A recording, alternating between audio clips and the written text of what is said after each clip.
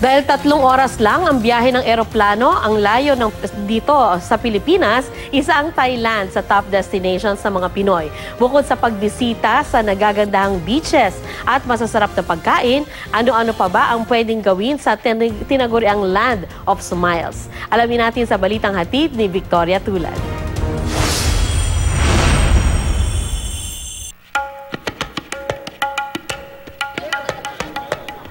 Sa mga first-timers sa Land of Smiles, hindi pwedeng palampasin ang mga templong detalyado sa disenyo.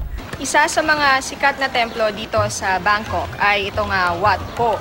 Yung Wat, ang ibig sabihin ay templo, at yung Po, ito raw yung puno kung saan nakakuha ng enlightenment si Buddha. Makikita sa Wat Po ang 4 na malalaking pagoda na itinayo para sa ilang namayapang hari. At syempre, hindi dapat palampasin ang reclining Buddha na 46 meters ang haba.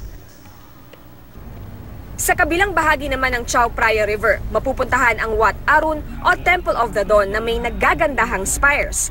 Ang spire namang ito sa Temple of the Emerald Buddha o Wat Phra Kaew, kulay ginto. Grande at detalyado ang mga estrukturang katabilang ng Grand Palace. Pero mula nang mamatay si King Bhumibol Adulyadej nitong Oktubre, hindi pa ito binubuksan sa publiko.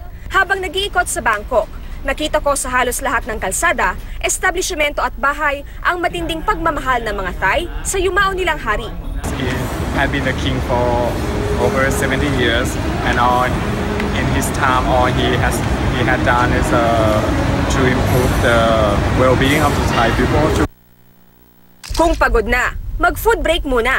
I-enjoy ang bersyon nila ng pansit na Pad Thai, ang malasinigang pero may anghang na Tom Yum Kung, ang pantapat nila sa atsara na somtam at malasumang mango sticky rice.